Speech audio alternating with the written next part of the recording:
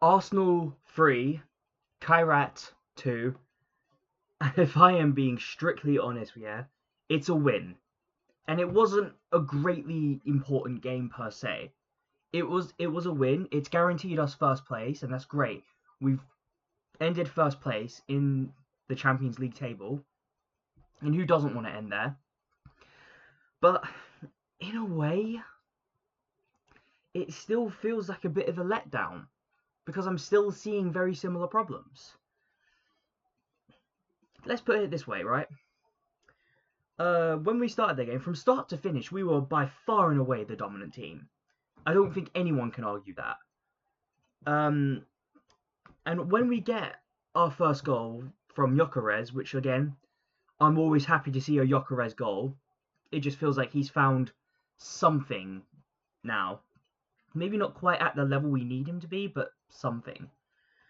And that combination with Gyökeres and Kai Havertz, who I didn't even think was going to play today, I think that really tells you the volumes of what Kai Havertz can bring.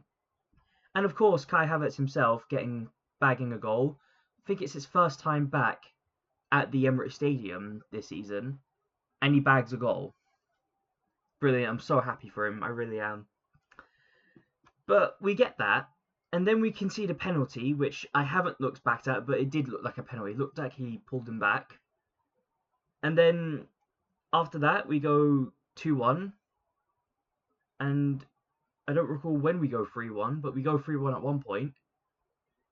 And as I'm leaving, I leave the stadium the moment the added time is announced, because I need to catch a train. And I hear celebrating in the stadium. I check my phone, and it's 3-2. Typical fucking Arsenal 3-2. Let's have this right. First things first, why can we not get a clean sheet? What is actually wrong with this team? We can't get a clean sheet against anyone. We couldn't get a clean sheet against Bristol Rovers. And I can't understand what's gone on. Why we can't get the clean sheet. And secondly, why are we conceding goals so often in the added time of the second half? In the dying minutes of the game, why do we consistently concede goals? But this is another very important question as well, and that's not in defence, it's actually in the attack.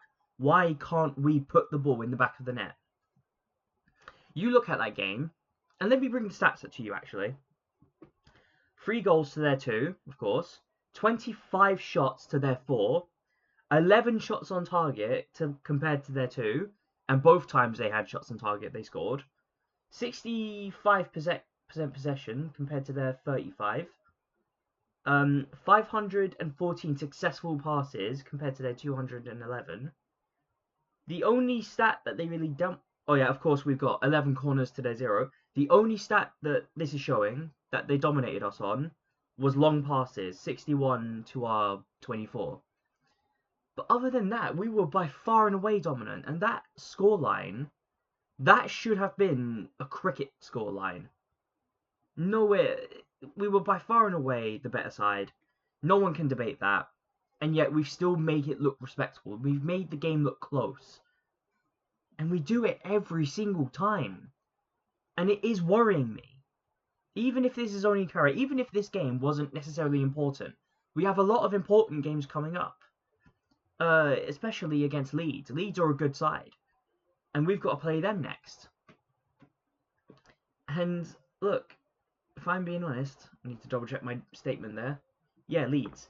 And if I'm being honest, I'm a little bit concerned right now. I don't feel like I can look at any team right now in the world and say we will comfortably beat them. It just doesn't feel like we're putting teams to the sword.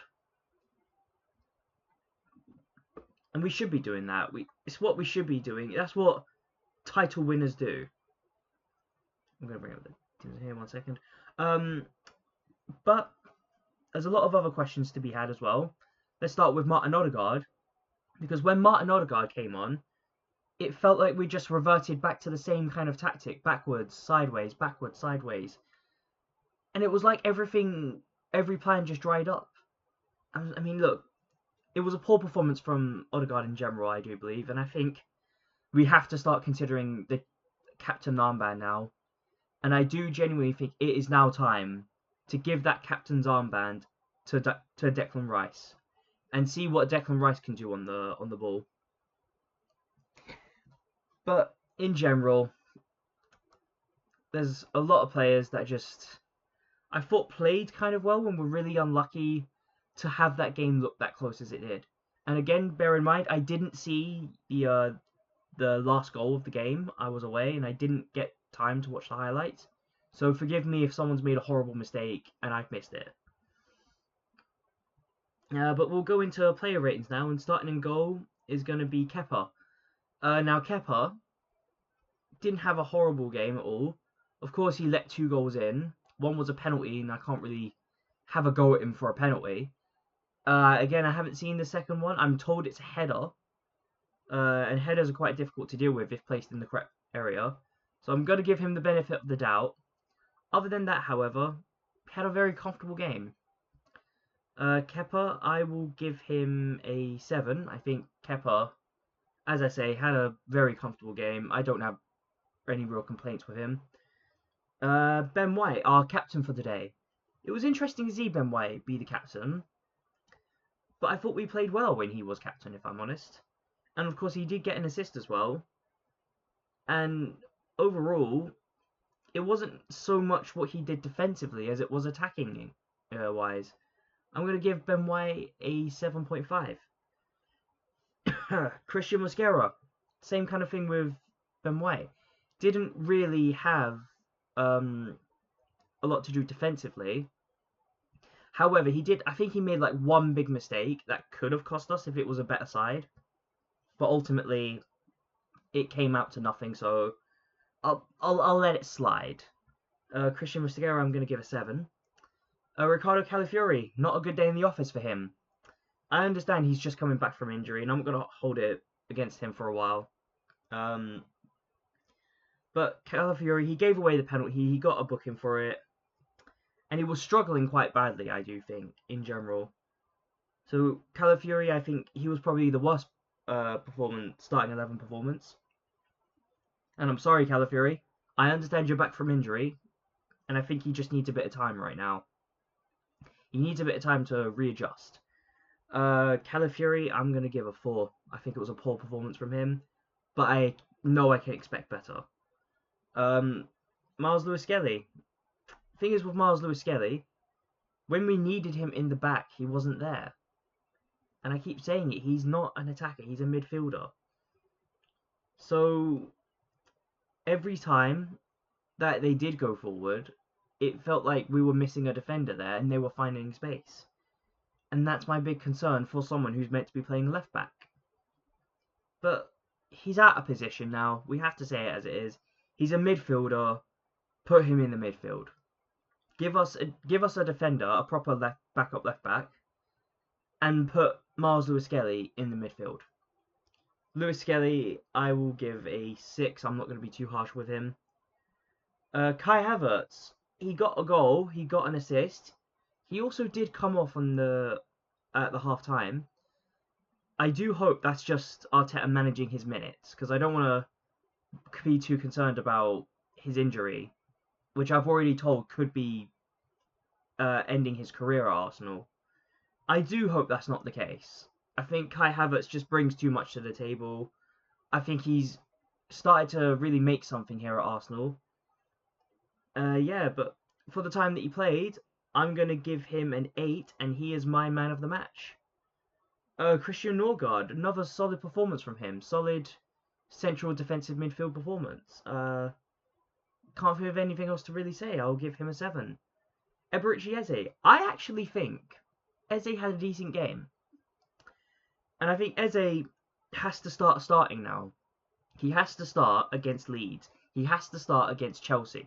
He has got to start these games now because Odegaard is just not working out. Bring on Eze, play some fast-paced football, go to the drawing board, and help him play to his natural style, which is counter-attack football. Eberechi Eze, I am going to give a 7.5. Noni Madueke. Noni Madueke, thing is with him, is that he's a great player. I do enjoy seeing him go forward. The problem I have with him is that he just needs to sort out his finishing. And if he could do that, he could be one of the most dangerous right wingers on the pitch. He could be challenging Saka for his position. But Noni Madueke, in general, was a decent performance. Just a shame that his finishing isn't quite on par. But Noni Madueke, I'll give him a 7. Gyökeres also got a goal, got an assist. I think I might be a bit biased actually, because obviously Kai Havertz came out from injury and supposedly playing on an injury. But Gyökeres, in general, really strong performance. When he did come off, I felt it was fair enough for him to come off and give Jesus a moment. But yeah, other than that, Victor Gyökeres, I am going to give a 7.5. Gabriel Martinelli, he got a goal, of course.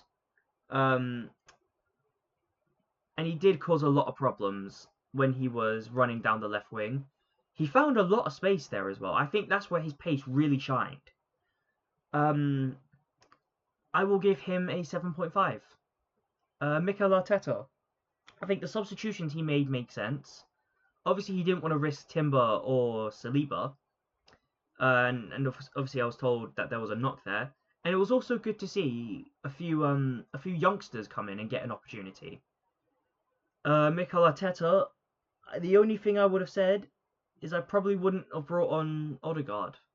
Actually, no, I probably would. I've changed my mind. I would have brought on Odegaard. When did Odegaard come on? It was... Yeah. Okay, well, if we're managing Kai Havertz minutes, then yes, I would have. Fair enough, then. I can't complain. Arteta gets an 8. I thought, good, strong overall performance. Really unlucky that it wasn't more. That game could have been in double digits for us. The referee. Not too much controversy from me. I'll give him a 6. The fans. The fans were a bit up and down for me. The ones that I was around were quite loud. I can't speak for the rest of the stadium.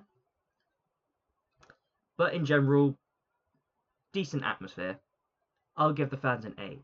But anyways, that is my match review for Arsenal versus Kairat. Let me know what you think down below. Like, share, and comment, and please do subscribe. It really does help out the channel. And I will see you for the match preview for Leeds versus Arsenal. Goodbye for now.